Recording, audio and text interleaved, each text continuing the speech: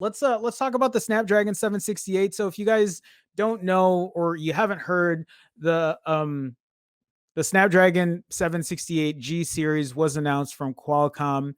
So there's been a lot of talk recently about the Snapdragon 765G, and the 765G chipset or SoC was being speculated to be used in the upcoming Pixel 5.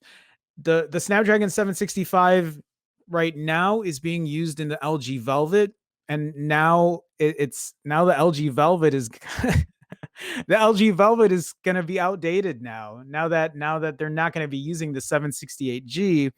um and there were reports that the OnePlus Z might either be using a Dimensity 1000, or maybe they'll use this Dimensity 1000 Plus.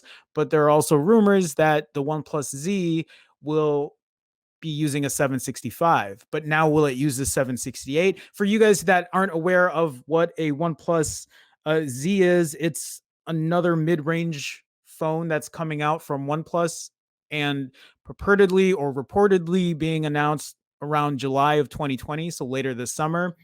I don't know what the price points of these phones are going to be with the 765 or 768 chipset. If if the LG Velvet is any indication, that'll be kind of disappointing, because right now the LG Velvet is pricing at around $735 US, which is pretty expensive for a mid-range chipset. So I don't really know if that's going to be the case. So let's kind of read into what Qualcomm put into this 768G.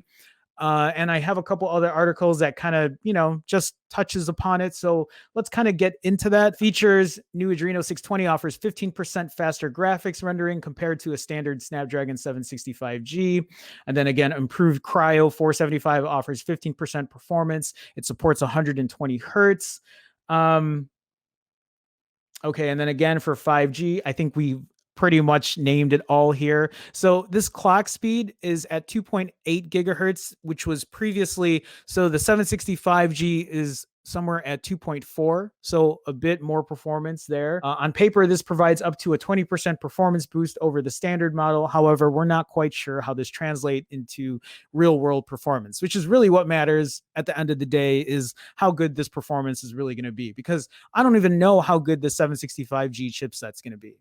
Um, I would love to test a phone that has it to really see, to give me an idea of what this Pixel 5 is going to be like. But I don't have anything right now to test it out. We have already established that the upcoming Pixel 5 is likely to adopt a more, quote, mid-range chip, which we still believe will be the Snap 765G, although the performance boosts of the 768G would be a welcome inclusion to the upcoming Made by Google phone.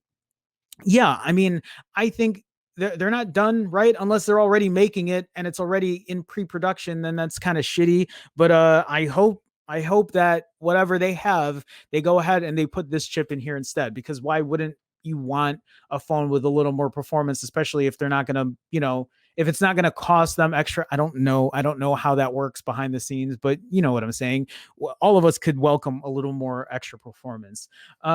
Even if just to account for long-term performance overheads. And actually, that's my thing about it. That's kind of why sometimes I'm a little hesitant about the Pixel 3a or the Pixel 4a, is I just don't know the longevity on those phones. Will they last you 2 years or 3 years without suffering, heavy lag or performance issues? A more modest chipset like the Snap 768G will also be a huge boon for the affordability of upcoming 5G smartphones without the associated performance hit.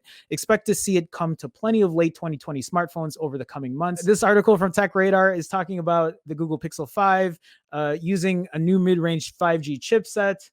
From 765 to 768. You might expect the Google Pixel 5 and 5 XL to use a flagship chipset. We know this, but in fact, a leak suggested that they could use the upper mid-range Snap 765G. They're not going to use the 865. I think the reports are, unless Google makes some, like, I don't know, some stark discovery that they can use the 865 and still charge us and make profit and, screw us over. I'm very pessimistic. I just don't see it happening. Qualcomm has announced a successor to that chipset, dubbed the Snap 768G. We've talked about all of this already. So an all-around upgrade it sounds like the Snap 768G is an improvement all around. It claims it delivers superior gaming performance, 5G connectivity, and camera capabilities, as well as preserving battery life. All of those are great things. I would love to see it added on there. I can't say that enough. Additional features include support for 120 hertz displays and both millimeter wave and sub 6 gig 5G.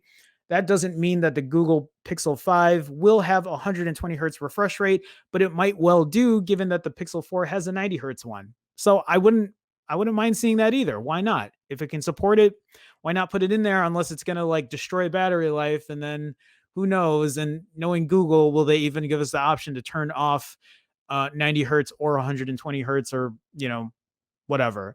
In any case, it sounds like a real upgrade on the Snap 765 that was rumored to power the phone, albeit still not a match for the Snap 865 found in the likes of the OnePlus 8. So no matter what, the 768G will not outperform the Snap 865. And why would Qualcomm do that in the first place? Of course, we don't know for sure yet that the Pixel 5 will use the Snap 768G. It might stick with the 765G, or maybe the rumors are wrong and it'll get the flagship chipset after all. We should find out for sure in October, as that's when the Google Pixel 5 is likely to launch. My only concern is if it does come with a 765 or the 768, whichever it comes with, what is the Pixel 5 going to price at? How good is the camera going to be? Is it not going to still compare to the iPhone 11 Pro or the iPhone 12 Pro? Like, there are a lot of questions that have to be answered, and I'm just worried that the performance of the Pixel 5, the camera of the Pixel 5, the battery of the Pixel 5 will not compare to the price of what they set it at. That's my fear. My fear is they're going to overprice it, and then I'm going to be left bitching about it for an entire year again. And I don't want to do that. I really don't want to do that.